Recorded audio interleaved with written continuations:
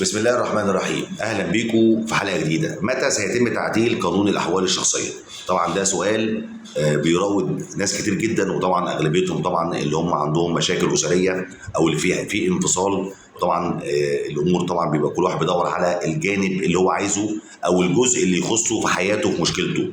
اللي بيدور على قانون الايجار القديم ده اللي عنده شقق تمليك ومش عارف يخلص الدنيا فيها، والقانون الاحوال الشخصيه اللي عنده مشاكل اسريه وعايز يعرف ايه الوضع واللي جاي. طبعا عشان بس نبقى متفقين كده مع بعض، الحكومه دلوقتي ومجلس النواب دلوقتي ما بيفكروش ومش مركزين غير في تعديل القانون القديم بتاع الايجارات.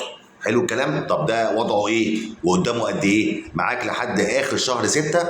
مفيش حد بيتكلم في مجلس النواب ولا في الجهات المعنيه كلها على مستوى الجمهوريه الا في تعديل قانون الايجار القديم. ده معناه ايه؟ معناه ان مفيش اي كلام عن قانون الاحوال الشخصيه على الاقل المجلس الحالي. يعني المجلس الحالي مش هينظر موضوع تعديل قانون الاحوال الشخصيه، ان هو مش هيلحق اصلا. هو يا دوبك بس يلحق يعدل قانون الاجراءات القديم، وبعد كده المجلس الجديد بقى ان شاء الله او الدوره الجديده هو ده بقى اللي احنا هنتكلم عليه، وممكن ساعتها الموضوع يبقى مطروح قدامهم ويبداوا يشتغلوا عليه. فالناس اللي مستنيه في خلال الفترة اللي جاية قانون الأحوال الشخصية يتغير، لا اصبر شوية واهدوا شوية على الموضوع ده. أنت ممكن يكون معاك مش قبل آخر السنة عشان نفكر إيه اللي ممكن يحصل في كل الأحوال الشخصية. ده مبدئيا كده، ده توقعات على فكرة، مش حد اللي قال. أنا بتوقع بالنسبة للوضع الحالي اللي بيحصل في مجلس النواب والجهات المختصة في تعديلات القوانين والسلطة التشريعية وكل الجهات المعنية في تعديل القوانين اللي احنا عايزين نعدلها. الحالي اللي واخد الساحه كلها دلوقتي هو قانون الايجار القديم. محدش هيفكر في اي تعديل حاجه تانية الا قانون الايجار القديم. الموضوع شائك جدا وصعب جدا، فالتركيز كله عليه.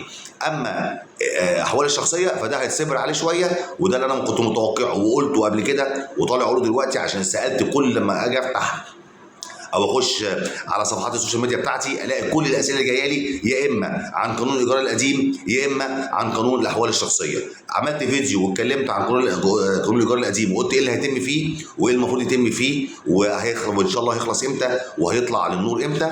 اما قانون الاحوال الشخصيه فالناس اللي مستنيه ده اصبروا شويه، لسه مش دلوقتي، على الاقل معاك لحد اخر السنه دي على الاقل عشان يبداوا يتكلموا فيه. يعني احنا بنتكلم في قانون الايجار القديم تقريبا من اول السنه، ويمكن من شهر 11 اللي فات ولغايه دلوقتي لسه ما طلعوش حاجه، وبداوا يتكلموا فيه من ساعه قرار المحكمه الدستوريه العليا بعدم تثبيت الاجره او عدم احقيه تثبيت الاجره او ان عدم دستوريه ثبات الاجره. نفس الكلام في قانون الاحوال الشخصيه عشان يبداوا يتكلموا فيه وياخدوا فيه خطوه. انت كده بالميت معاك لحد اخر السنه دي عشان نقدر نقول ايه اللي ممكن يحصل في قانون الاحوال الشخصيه وهل هيتم تعديله ولا لا، مش قبل ما يخلصوا من ده الاول. والكلام يبقى مع المجلس النواب الجديد او الدوره الجديده. ان الدوره الحاليه او المجلس النواب الحالي ما اعتقدش ان هو هيلحق يعمل اي حاجه في قانون الاحوال الشخصيه.